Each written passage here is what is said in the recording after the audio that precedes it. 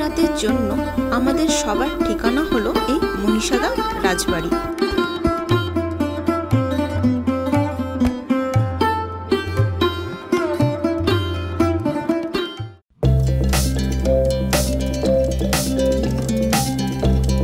সকাল সকাল বেরিয়ে পড়েছিলাম মহিষাদল রাজবাড়ির উদ্দেশ্যে।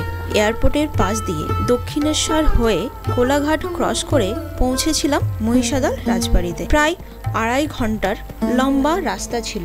এই যাত্রাপথে প্রাতরাশের জন্য এক জায়গায় দাঁড়িয়ে চা ও ব্রেড অমলেট আমরা সবাই খেলাম এবং তারপর আবার যাত্রা শুরু করেছিলাম।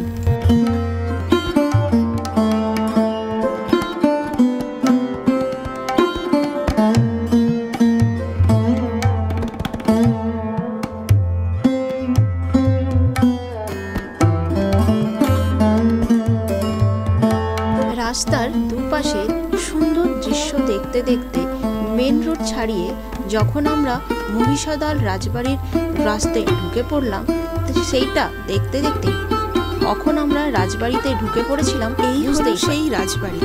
এক রাতের জন্য আমাদের সবার ঠিকানা হলো এই মহিষাদল রাজবাড়ি।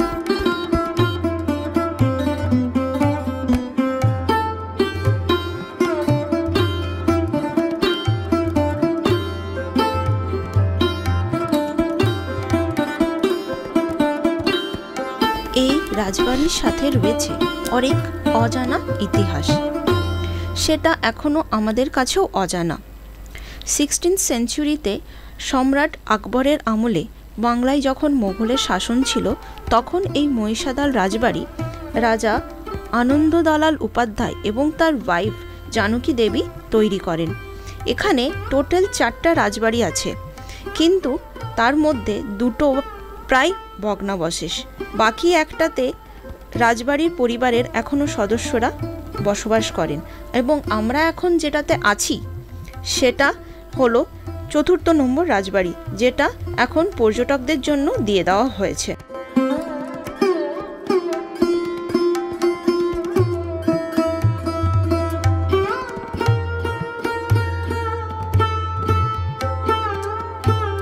এই রাজবাড়িতে রুমের সংখ্যা খুবই সীমিত।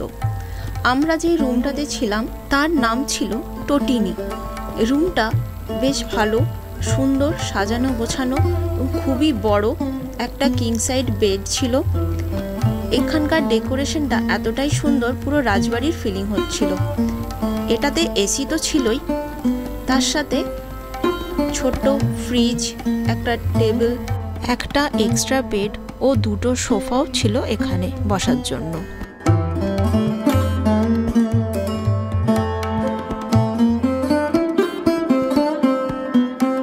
বাথরুমটাও বেশ সুন্দর ছিল, অনেকটাই বড় সাইজের।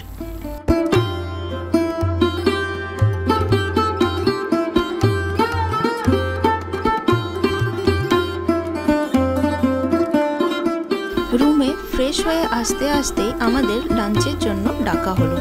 আমরা ডাইনিংয়ে যেয়ে দেখি ডাইনিংটা বেশ ভালোই বড়, দেওয়ালের মধ্যে বেশ ভালো পেন্টিং করা আছে আগেকার দিনের রাজা মহারাজাদের। এটা দেখতে দেখতে আমরা একে একে সবাই ডাইনিংয়ে বসে যাই, তারপর ওরা খাবার সার্ভ করে। তবে এখানে বলে রাখি, এখানে যে লাঞ্চটা ছিল ওটা আমাদের রুমের সাথেই বুক করেছিলাম। এখানে লাঞ্চে অনেক আইটেমই ছিল, কিন্তু আলাদা করে কোনো একটা আইটেম যে খুবই ভালো সেটা বলতে পারবো না। মোটামুটি ভালো, কিন্তু ইনাদের যারা খাবার পরিবেশন করছিলেন বা যারা রিসেপশনে ছিলেন তাদের বিহেভিয়ার অত্যন্ত খারাপ লেগেছে আমাদের। মুখের ওপর অনেক কিছুই কথা বলে দেয়। অ্যাকচুয়ালি বলা হয় না যে মানুষের কথার মধ্যেই তাদের ব্যবহার ফুটে ওঠে। সবই ঠিক আছে, কিন্তু তাদের ব্যবহার এবং কথাবার্তার ধরন খুব একটা আমাদের পছন্দ হয়নি। জানি না তারা সবার সাথেই এরকম করেন কি না, কিন্তু এদের ব্যবহার আমাদের খুবই খারাপ লেগেছে।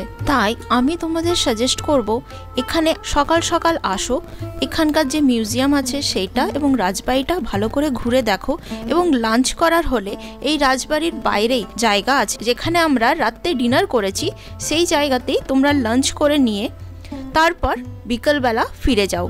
কেন এর থেকে বেশি এই রাজবাড়িতে কিছু নেই। শুধু মিউজিয়ামটা আছে, কিন্তু মিউজিয়ামের ভেতরে যেহেতু ক্যামেরা অ্যালাউ নেই, তাই আমরা ক্যামেরা করতে পারিনি।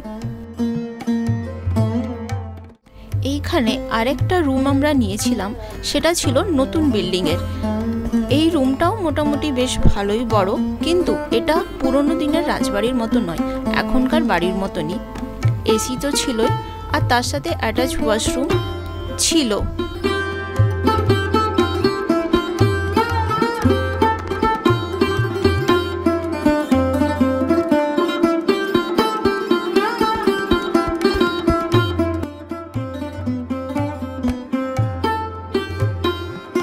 এটা ওই রাজবাড়ির সাথে লাগোয়া একটা পুরনো মন্দির। এখানে প্রত্যেক দিন সকাল এবং সন্ধে দুবার করে পুজো হয়। এই মন্দিরের পাশেই আছে সুন্দর একটা পুকুর। এরপরেই আমরা চলে যাই এখানকার মিউজিয়ামটা দেখতে, যেটা বিকেল 5:30টার মধ্যেই বন্ধ হয়ে যায়। এটা হলো মেন ডোর, এর পাশেই আছে মিউজিয়ামটা। যেহেতু মিউজিয়ামের ভেতরে ক্যামেরা অ্যালাউ নয়, তাই আমরা ভেতরটা তোমাদেরকে দেখাতে পারছি না।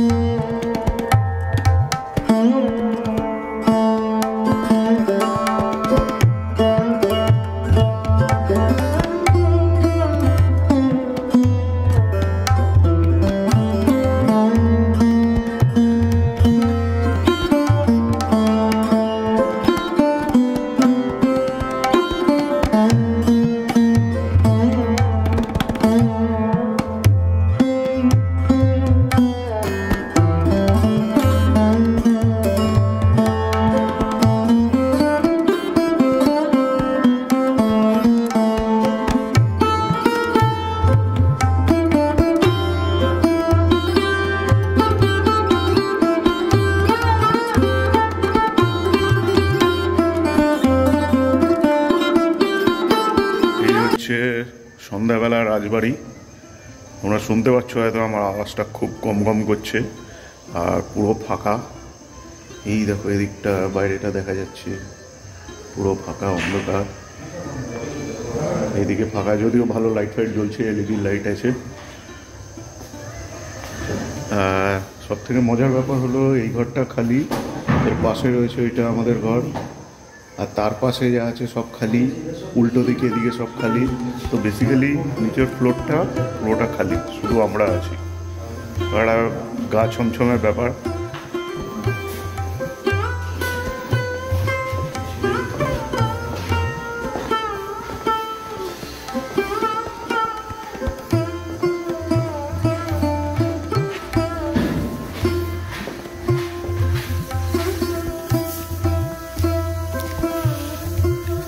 এইখানটা হচ্ছে পার্কিং, এই আমাদের মোটরসাইকেল আর গাড়ি রয়েছে।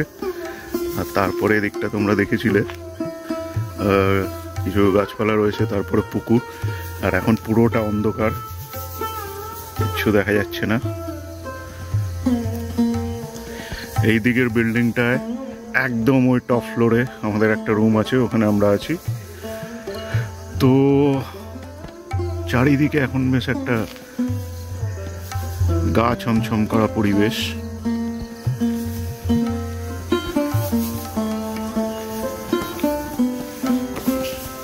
এইখানে যেটা দেখা যাচ্ছে সেই ভাঙাচোরা বাড়িটা, 3তলা বাড়ি, বেশ ভালোই বড়, যেটাতে আমরা দিনের বেলা গেছিলাম। কিন্তু এখন মানে খুবই একটা থমথমে ব্যাপার, এখানে দেখেই গা ছমছম করছে। একটু ফ্ল্যাশটা অন করে তোমাদের দেখাই। এই হচ্ছে সেই, দেখো ফ্ল্যাশ জ্বলছে, যদি এখানে তোমরা কাউকে দেখতে পাও। এখানের ঘরগুলো বন্ধ, সিল করা, কি রহস্য লুকিয়ে আছে কে জানে। এদিকে কিছু ভাঙাচোরা খোলা জায়গা, বেশ একটা দারুণ ব্যাপার। এই হচ্ছে উপরে যাওয়ার সিঁড়ি।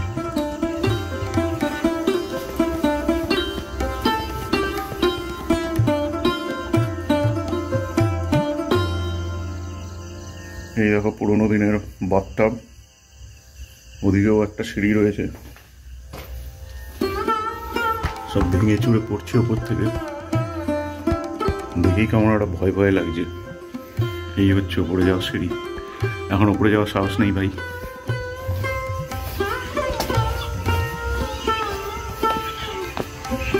সব ব্লক করছে, ব্লক।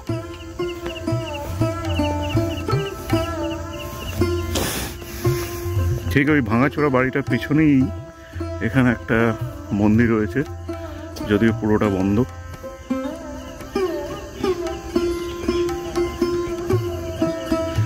এখানে পুজো টুজো হয় অন্য টাইমে, আই থিঙ্ক দুর্গা পুজো হয়। এরা দুর্গা পুজো, বেস্ট দুর্গা পুজো অ্যাওয়ার্ড পেয়েছিল।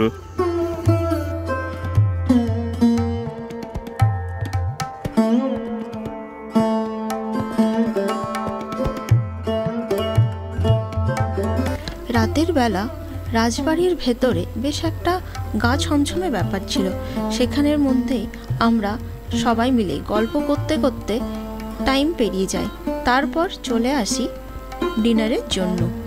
ডিনার আমরা রাজবাড়ির ভেতরে করিনি, আমরা বাইরে করেছিলাম। এখানে দেখো আমাদের বাড়ির সব থেকে ক্ষুদে সদস্য কি সুন্দর ফোন নিয়ে খেলা করছে। তারপরে ডিনারের জন্য অপেক্ষা করতে করতে সবাই মিলে চলো। जवानी ली गई अब हमें जीने दो जिंदगी ना ना ना ना ना ना ना ना ना give me some rain, give me another chance, I wanna go up once again। এরপর আমাদের ডিনার চলে আসে, যেখানে fried rice, chilli chicken, lachha paratha এইসবগুলো আমরা ডিনারে করেছিলাম। ডিনার করে আমরা রাজবাড়িতে ফিরে যাই। গুড মর্নিং বন্ধুরা। একটা রাত রাজবাড়িতে কাটিয়ে নিজেকে বেশ রানী রানী ফিল হচ্ছিল। এখানে আমরা ব্রেকফাস্ট সেরে নেব, যেখানে পুরি আর সবজি ছিল। এটা কমপ্লিমেন্টারি ব্রেকফাস্ট করার পরে আমরা রাজবাড়িটা আরেকটু ঘুরে এখানকার যে পুরনো ভগ্নপ্রায় রাজবাড়ি, যেটা এখন মেরামতির কাজ চলছে, সেই রাজবাড়িটা একটু ঘুরে নিয়ে এই রাজাদের যিনি কুলদেবতা আছেন জনাগোপালের মন্দির, ওটাও দর্শন করে আমরা এই মহিষাদল রাজবাড়িকে টাটা করে আমাদের বাড়ির উদ্দেশ্যে রওনা দেব।